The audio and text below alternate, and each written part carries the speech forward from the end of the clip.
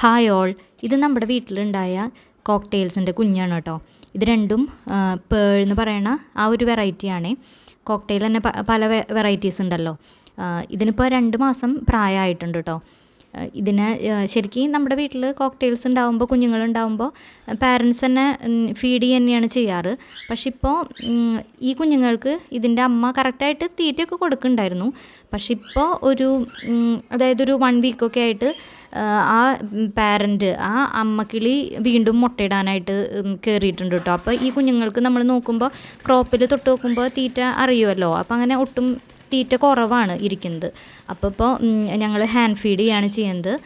ഒരു 1 വീക്ക് അല്ലെങ്കിൽ 2 വീക്കിനുള്ളിൽ കൂട്ടിലേക്ക് തന്നെ ഇട്ട് കൊടുക്കും കേട്ടോ. ഇവർ സെൽഫ് ഫീറ്റിംഗ് ആയിട്ടില്ല. പക്ഷേ 2 മാസം പ്രായമായ കോക്ടെയിൽ പെട്ടെന്ന് തന്നെ പറക്കും കേട്ടോ. നമ്മുടെ മുന്നേ നമ്മൾ സെനഗലിനെയൊക്കെ കാണിച്ചിരുന്നല്ലോ കുഞ്ഞുങ്ങളെ. അതൊക്കെ 2 മാസമായി കഴിഞ്ഞാൽ അങ്ങനെ അത്രയും ഇതിൽ പറക്കൊന്നുമില്ല. പക്ഷേ കോക്ടെയിൽസ് 2 മാസമൊക്കെ ആകുമ്പോഴേക്കും തന്നെ നന്നായി പറക്കണ ഒരു കണ്ടീഷനാവും. ഇതിനിപ്പോൾ ഒന്ന് നന്നായി ശ്രദ്ധിച്ച് പിടിച്ചില്ലെങ്കിൽ ഇത് പറന്ന് പോകും കേട്ടോ കയ്യിൽ നിന്ന്. പേളാണ് അതിൻ്റെ ആ മുകളിലത്തെ ഡോട്ട് കാണുമ്പോഴാണല്ലോ നമുക്ക് ആ കിളിയുടെ വെറൈറ്റി ഏതാണെന്ന് മനസ്സിലാവുന്നത്. 2 പേളും പിന്നെ ഒരു ലുട്ടിനോ പിന്നെ ഒരെണ്ണം യെല്ലോ പൈഡ്, അങ്ങനെ 4 കുഞ്ഞുങ്ങളാണ് നമുക്ക് ഉണ്ടായിട്ടുള്ളത്. 4ഉം ഏകദേശം 2 മാസം പ്രായമായിട്ടുണ്ട്. ഇപ്പോൾ സെൽഫ് ഈറ്റിംഗ് ആവണ വരെയും ഹാൻഡ് ഫീഡ് ചെയ്യാമെന്ന് വെച്ചിട്ടാണ് ഇപ്പോൾ നമ്മൾ ഉള്ളിലേക്ക് എടുത്തിട്ടുള്ളത് കേട്ടോ. ഇവർക്ക് കറക്റ്റായിട്ട് ഫുഡ് കിട്ടിയില്ലെങ്കിൽ ബേഡ്സ് വീക്കായി പോവുമല്ലോ. അതുകൊണ്ട് ഇപ്പോൾ ഞാനിതിൽ ഹാൻഡ് ഫീഡ് ചെയ്യിക്കുന്നതൊക്കെ കാണിച്ചു തരാം കേട്ടോ. കണ്ടില്ലേ, ഇതിപ്പോൾ കണ്ടോ പറക്കാനായിട്ട് ശ്രമിക്കുന്നുണ്ട്. ശരിക്കും നന്നായിട്ട് തന്നെ ശ്രമിക്കുന്നുണ്ട്. ഇപ്പോൾ നമ്മൾ കൂട് ആ ഒരു ബോക്സ് തുറക്കുമ്പോഴും അത് ശ്രദ്ധിക്കണം. പിന്നെ ചെറുപയറൊക്കെ ചെറിയ രീതിയിൽ മുളപ്പിച്ച് ഇവരെ പ്രാക്ടീസ് ചെയ്യിക്കണുണ്ട്. പക്ഷെ അവർ അത്രയും ഇതിൽ ഒന്ന് ചെറുതായൊക്കെ കടിക്കുന്നുണ്ടെങ്കിലും അത് ഒരു ഫുഡ് എന്നുള്ള രീതിയിൽ എടുത്ത് കഴിച്ചു തുടങ്ങിയിട്ടില്ല കേട്ടോ. ഇതാണ് കേട്ടോ നമ്മൾ കൊടുക്കണ ഹാൻഡ് ഫീഡിങ് ഫോർമുല. അത് നമ്മൾ മുന്നേ തന്നെ സെനഗലിൻ്റെയൊക്കെ ആ ബേഡ്സിൻ്റെ കുഞ്ഞുങ്ങളുണ്ടായപ്പോൾ കാണിച്ച് തന്നിട്ടുണ്ടായിരുന്നു മുന്നേ ഒരു വീഡിയോയിൽ എങ്ങനെയാണ് ഹാൻഡ് ഫീഡ് ചെയ്യണമെന്നൊക്കെ. ഇതുപോലെ തന്നെ ചെറിയ ചൂട് വെള്ളത്തിൽ ആ പൗഡർ ഇട്ടിട്ട് മിക്സ് ചെയ്യുക. ഈ നമ്മൾ കുഞ്ഞുവാവകൾക്കൊക്കെ കുറുക്ക് കൊടുക്കുമല്ലോ, അതുപോലെയൊക്കെ തന്നെ. ഇതിൻ്റെ ഒരു കൺസിസ്റ്റൻസി വളരെ ഒരു കട്ടി കൂടാനും കുറയാനും പാടില്ല, ഒരു മീഡിയം കൺസിസ്റ്റൻസിയിലാണ് വേണ്ടത് കേട്ടോ.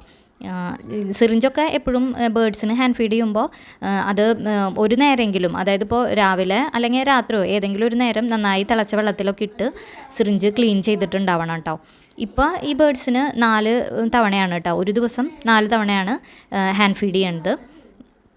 ഇതിലിപ്പോൾ ഇവർ അമ്മയാണല്ലോ ഇതിന് ഫുഡ് കൊടുത്തിരുന്നത്. അതുകൊണ്ട് ഇവർ കറക്റ്റായിട്ട് അഡ്ജസ്റ്റ് ആയിട്ട് വരുന്നേ ഉള്ളൂ കഴിക്കാനായിട്ട്.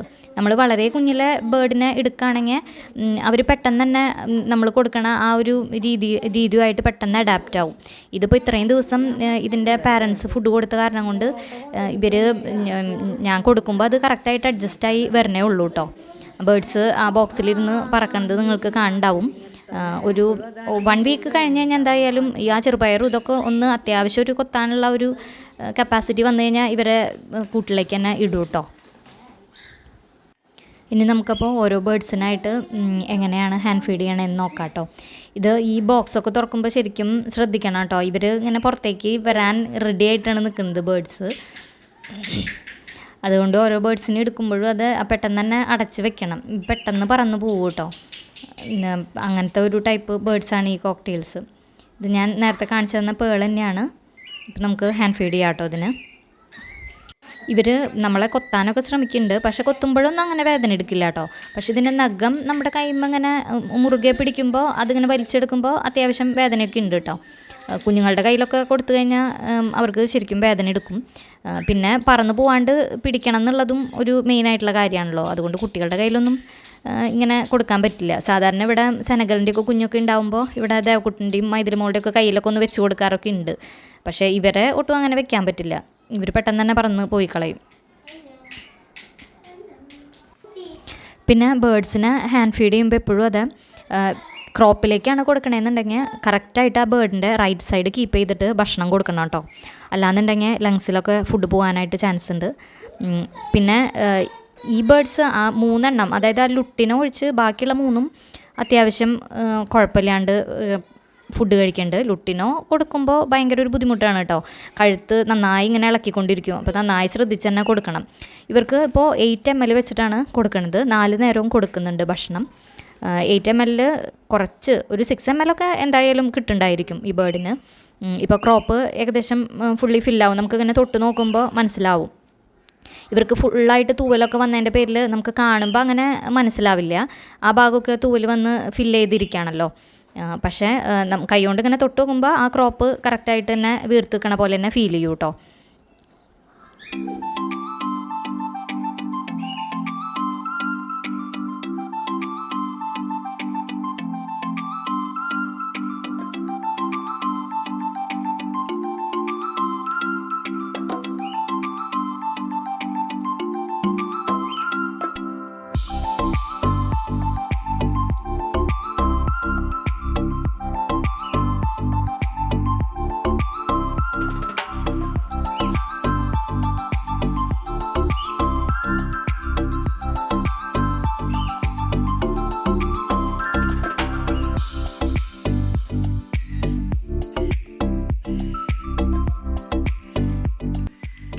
ഇതിപ്പോൾ യെല്ലോ പൈഡാണ് കേട്ടോ.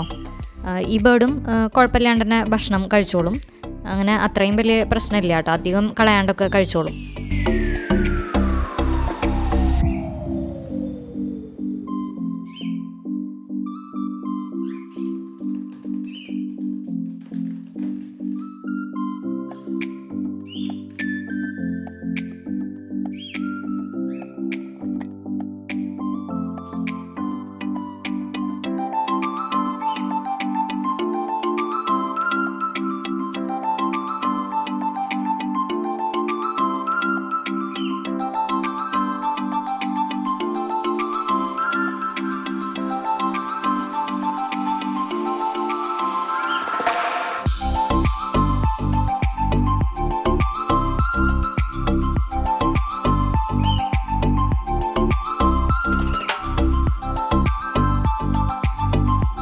ഇതുപോലെ തന്നെ നമ്മൾ ബാക്കി ആ 2 ബേർഡ്സിനും ഹാൻഡ് ഫീഡ് ചെയ്യും കേട്ടോ.